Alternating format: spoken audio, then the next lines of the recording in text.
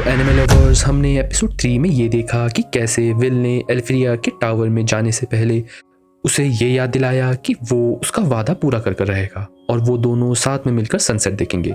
और हमें ये भी दिखता है कि एल्फ्रिया ने पूरे एकेडमी में ये न्यूज़ दी है कि उसे एक मैजिकल आइटम चाहिए जो एक मॉन्स्टर के अंदर होता है, जो फ्लोर नंबर 4 के डंजन में रहता है। और विल ये बात सुनकर बहुत एक्साइटेड होता है और वो आइटम लेने चला जाता है, जहाँ पर विल को आयरिस नाम की एक लड़की मिलती है जिसे कुछ मॉन्स्टर्स ने घेर लिया होता है, पर विल वहाँ समय में आकर उसे बचा लेता है और वो दोनों मिलकर उसी आइटम को ढूंढने लगते हैं।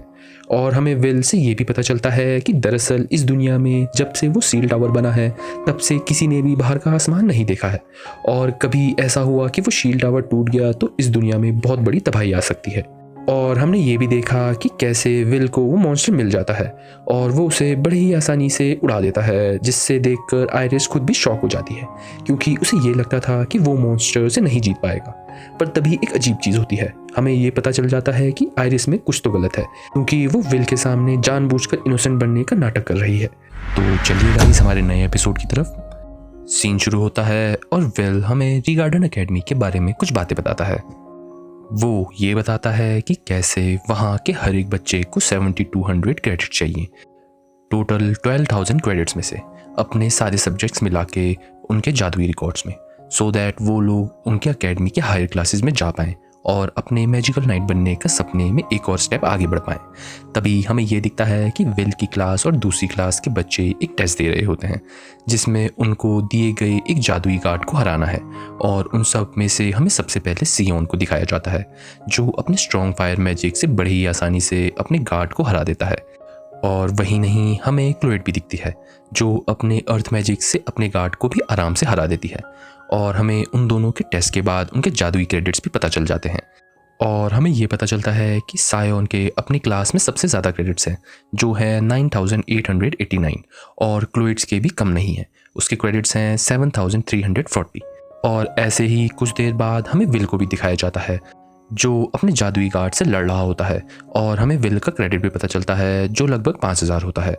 पर जैसे हमें और सबको ये तो पता है कि विल के पास जादू नहीं है, तो विल बहुत ही बहादुरी से उस गार्ड से बिना जादू के लड़ रहा होता है। तभी उसे ऐसा करता हुआ देखकर उनकी क्लास के कुछ बच्चे उसे चिल्लाकर बुली करने लगते हैं, जिससे हमें ये दिखता है कि विल का ध्यान अपने गार्ड से थोड़ा भटक जाता है, जिसकी वजह से वो उससे थोड़ा चोट खा लेता है। और विल को ऐसा देखकर वो बच्चे उसका और भी ज़्यादा मजाक बनाने लगते हैं। और ऐसे ही कुछ देर तक हमें ये दिखता है कि लोग अपने जादू का प्रदर्शन करते हैं, और हमें ये साफ साफ दिखता है कि री गार्डन एकेडमी में बहुत सारे ताकतवर बच्चे हैं जो बहुत खतरनाक जादू करते हैं। पर तभी उन सब में से एक बच्चा ऐसा दिखता है जो अपने गार्ड को ही नहीं बल्कि बाकी बच्चों के गार्ड को भी बड़े ही आराम से अपने जादू से हरा देता है, और उसका नाम जूलियस होता है। और उसके क्रेडिट्स भी 10,048 होते हैं जो वहाँ की क्लास के बच्चों में से बहुत ज़्यादा हैं। पर जूलियस इसमें अकेला नहीं होता, हमें ये दिखता है कि दो और बच्चे जिनका नाम लिहाना और विंगनल होता है, उन दोनों के क्रेडिट्स तो जूलियस से भी ज़्यादा होते हैं। और हमें ये भी पता चलता है कि अभी वो तीनों इस पूरी एकेडमी में हायर क्लास में पढ़ने वाले बच्चे हैं। तभी उनके टेस्ट के बाद हमें ये दिखता है कि जूलियस उन दोनों से ये कहता है, लिहाना और विंगनल, मुझे लगा ही था कि तुम लोग ये टेस्ट देने जरूर आओगे। चलो अब आ ही गए हो तो एक फाइट हो जाए। पर लिहाना और विंगनल उसे उसके चैलेंज से मना कर देते हैं और जूलियस को ये बताते हैं कि अगर उसे उनसे असली में लड़ना है तो वो उनके स्कूल में आने वाले फेस्टिवल में भाग ले और उन्हें वहाँ चैलेंज करे। और ये बोलकर वो लोग वहाँ से चले जाते हैं। वहीं दूसरी तरफ हमें विल भी दिखता है जो थोड़ा अपसेट बैठा हुआ होता है एक जगह शांत, कि अचानक से वहाँ पर जूलियस भी उसके सामने आ जाता है और उससे ये कहता है, तुम्हारी हिम्मत भी कैसी हुई मेरे सामने पर, मेरे रास्ते पर बैठने की। चलो उठो, मुझे तुम्हें यहाँ देखना भी नहीं है।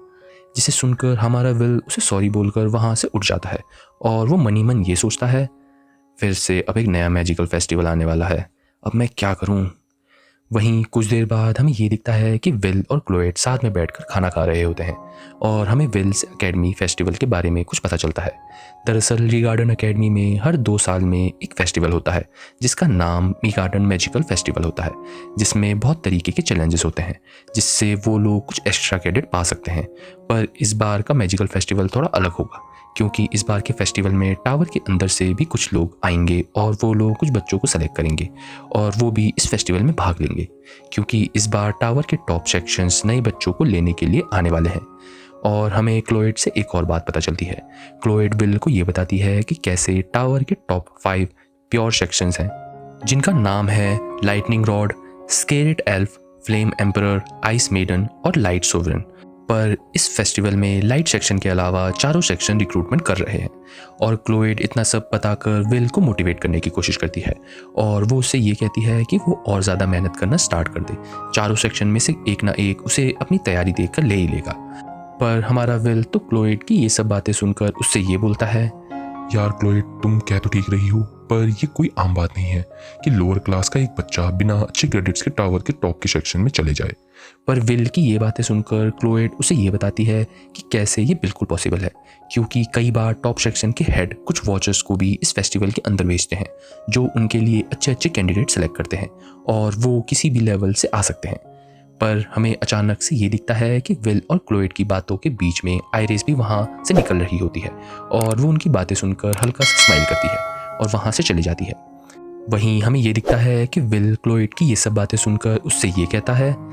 क्या वॉचर्स, यार तुम्हें ये नहीं पता कि ये बहुत बड़ी मिथ है इस एकेडमी की जो इन लोगों ने ही फैला रखी है, बल्कि मुझे तो ऐसा लग रहा है कि अगर मैं इस फेस्टिवल में आ भी गया तो मैं किसी को दिखूंगा नहीं, क्योंकि मुझे सबसे छुपना है। क्लोएड उसे इसका कारण पूछती है, जिससे विल उसे ये बताता है कि कैसे 2 साल पहले जब वो इसी फेस्टिवल में पहली बार आया था तो उसे वहाँ मौजूद सभी लोगों ने बहुत परेशान करा बाकी लोगों जैसे, क्योंकि उसके पास जादू नहीं है। और क्लोएड भी उसकी इस बात पर एग्री करती है और हमें ये दिखता है कि विल इस चीज़ से थोड़ा निराश होने लगता है और वो क्लोएड को ये बताता है कि अब वो फेस्टिवल ज्वाइन भी नहीं करेगा। तभी कुछ देर बाद हमें ये दिखता है कि विल और क्लोएड अपने लॉकर रूम में जाकर कुछ बातें करने लगते हैं, पर वो ये देखते हैं कि कैसे री गार्डन अकेडमी के सभी बच्चे बहुत मेहनत कर रहे हैं आने वाले फेस्टिवल के लिए, जिसे देखकर क्लोएड विल को ये बोलती है, विल देखो सभी बच्चे कितनी मेहनत कर रहे हैं, तो तुम ऐसे कमज़ोरों जैसे हार क्यों मान रहे हो? चलो मेरे साथ फेस्टिवल में मिलकर मज़ा करेंगे। पर हमें तो ये दिखता है कि विल ने अपना पूरा माइंड बना लिया है कि वो इस फेस्टिवल में भाग नहीं लेगा, जिसे सुनकर क्लोएड विल पर थोड़ा गुस्सा करती है। पर तभी अचानक से क्लोएड को कुछ फील होता है और वो विल को बुलाकर ये बताती है कि कैसे उनके अपोजिट के लॉकर में एक बहुत ही स्ट्रॉन्ग बैरियर जैसा लगा हुआ है। और विल ये सब देखकर अपने फेमिलियर कीकी से ये बोलता है कि वो इस जादू को तोड़ने की कोशिश करे और कीकी भी बड़े आराम से उस बैरियर को तोड़ देती है, जिससे क्लोएड कीकी से बहुत खुश हो जाती है। वहीं बैरियर टूटने के बाद हमें ये दिखता है कि उसके पीछे तो एक छोटा सा दरवाज़ा है और वहाँ से छोटी सी सीढ़ियाँ नीचे की तरफ जा रही हैं, जिसे देखकर क्लोएड और विल दोनों ही बहुत चौंक जाते हैं और वो दोनों वहाँ से नीचे जाने की बात करते हैं। और ऐसे ही कुछ देर बाद हमें ये दिखता है कि विल और क्लोएड तो उस रास्ते के एंड में पहुँच जाते हैं और उन्हें यहाँ दिखता है कि उनके एकेडमी के कुछ बच्चे एक छुपी जगह पर जुआ खेल रहे हैं और वो जुआ आने वाले फेस्टिवल के ऊपर है कि उस फेस्टिवल में कौन जीतेगा। तभी विल को वहाँ पर सियोन भी मिल जाता है, जो खुद विल को देखकर वहाँ चौंक जाता है और वो विल को कुछ बुरा भला कह ही रहा होता है कि क्लोएड उसे ये कहने से रोक देती है और उससे ये कहती है, चुप सायोन, अगर तुम ये नहीं चाहते कि मैं अपने जादू से तुम्हारी हंसी को कुछ पल में ही गायब कर दूं, तो तुम विल से कुछ नहीं खाओगे। और सायोन भी क्लोएड की इन बातों से चुप हो जाता है और वो चुपचाप वहाँ से चला जाता है। और हमें ये दिखता है कि विल भी ये सब चीज़ें देखकर कुछ सोचने लगता है। वहीं कुछ देर बाद हमें ये दिखता है कि विल और क्लोएड अपनी क्लास ख़त्म करने के बाद वापस में बातें करने लगते हैं और विल वहाँ से कहीं जाने के लिए निकल रहा होता है कि क्लोएड उसे उसके साथ चलने को बोलती है, पर विल तो क्लोएड को मना कर देता है क्योंकि उसे तो आज एक पार्ट टाइम जॉब पर जाना है जो अकेडमी के बाहर एक होटल के अंदर है, जिसे सुनकर क्लोएड तो एकदम दुखी हो जाती है। और कुछ देर बाद हमें ये दिखता है कि विल अपनी जॉब पर पहुँच गया है और वो अपने काम में तुरंत ही लग जाता है। हमें विल को देखकर ये तो साफ पता चल गया है कि वो अपनी हर एक चीज़ में बहुत मेहनत करता है, चाहे वो जादू सीखने की कोशिश करना हो या अपने टैलेंट को आगे बढ़ाने की कोशिश करना हो या अपने ताकत को। उसे काम करने से कोई झिझक नहीं होती और वो हर काम में अपना बेस्ट देना चाहता है। वहीं हमें ये भी दिखता है कि रोस्टी जो विल का रूममेट है वो भी विल की इस जॉब में उसकी मदद कर रहा है, जबकि रोस्टी को ऐसे पार्ट टाइम जॉब करने की कोई ज़रूरत नहीं है क्योंकि उसे बहुत अच्छे से जादू आता है, पर वो विल के साथ सिर्फ इसलिए है ताकि वो उसकी मदद कर पाए, जिससे हमें हल्का हल्का रोस्टी और विल का रिश्ता भी दिखता है कि कैसे वो कितने अच्छे दोस्त हैं। और यही नहीं, हमें ये भी दिखता है कि विल को एकेडमी के बाहर सभी लोग बहुत अच्छा मानते हैं क्योंकि वो हर टाइम उनकी मदद करता है। और ऐसे ही कुछ देर बीत जाती है और हमें ये दिखता है कि विल का काम थोड़ा कम हो जाता है और वो और रोस्टी साथ में मिलकर बातें करने लगते हैं। तभी रोस्टी विल से ये पूछता है, विल, तुम इस होटल में काम क्यों करते हो? तुम चाहो तो प्रोफेसर वर्कनर तुम्हें एक अच्छी जॉब दिला सकते हैं, तुम उनसे क्यों नहीं बात करते? पर विल उसे ये कहता है,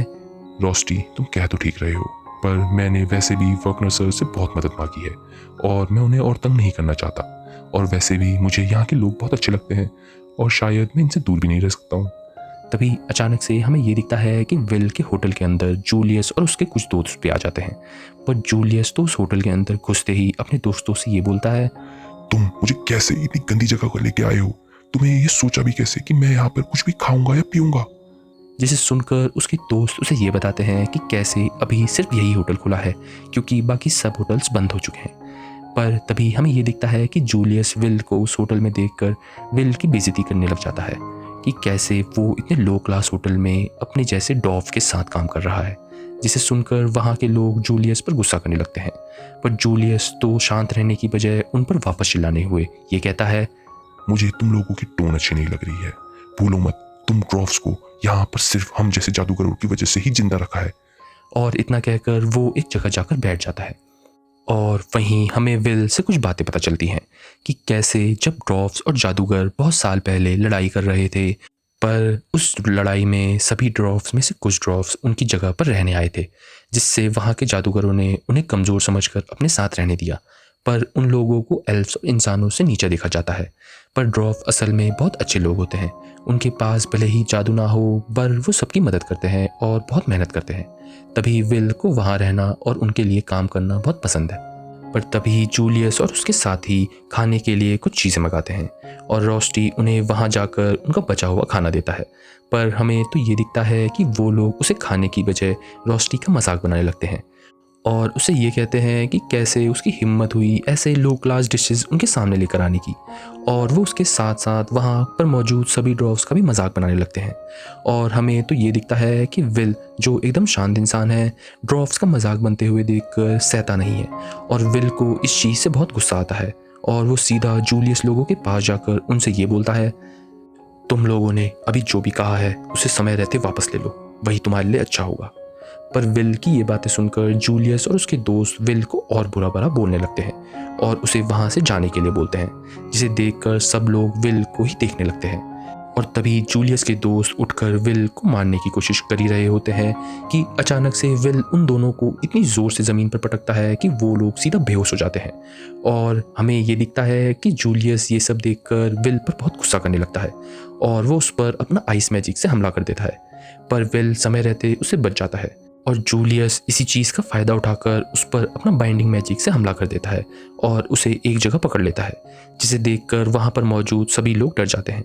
पर हमें तो ये दिखता है कि विल तो जूलियस के हमलों से बिल्कुल भी डरा नहीं है, जिसे देखकर जूलियस खुद उस पर बहुत ज़्यादा गुस्सा करने लगता है और अचानक से वो खुद को रोक लेता है और विल को ये कहता है, अच्छा तो तुम्हें डर नहीं लगता? हाँ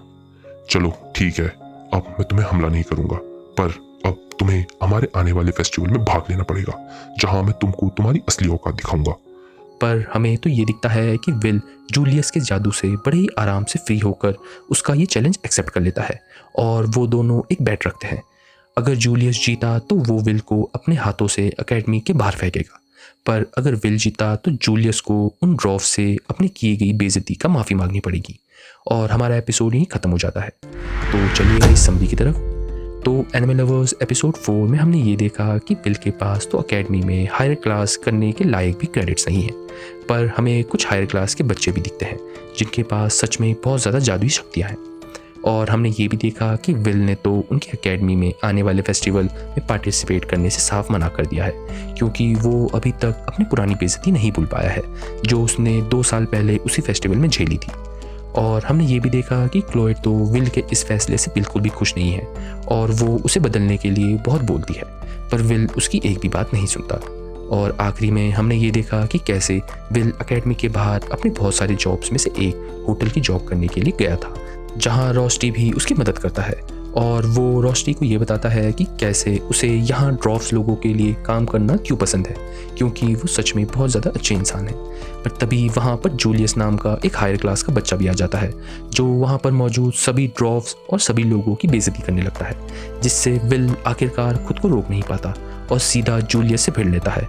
और जिसकी वजह से हमें उन दोनों के बीच में एक चैलेंज दिखता है कि अगर आने वाले फेस्टिवल में जूलियस ने विल को हरा दिया तो विल को अकेडमी से बाहर जाना पड़ेगा, पर अगर विल ने जूलियस को हरा दिया तो उसे सब लोगों से माफ़ी मांगनी पड़ेगी, जिससे आखिरकार विल ने भी आने वाले फेस्टिवल में भाग लेने का मन बना लिया है। So that's it guys. आशा करता हूँ आपको हमारी ये वीडियो बेहद पसंद आई होगी। अगर हाँ तो हमारे चैनल हिंदी एनिमे को ज़रूर सब्सक्राइब करें और लाइक, शेयर और कमेंट्स में ये ज़रूर बताइए कि आपको ये वीडियो कैसी लगी। और एक और चीज़ थी गाइस, मैंने हमारे नए इंस्टाग्राम हैंडल और फेसबुक हैंडल हमारी वीडियो के डिस्क्रिप्शन में और चैनल के डिस्क्रिप्शन में भी डाल दिया है, तो be sure to follow us there too so that we can build a community together. So मिलते हैं आपसे नेक्स्ट एनिमे रिकैप में, तब तक के लिए बाय बाय।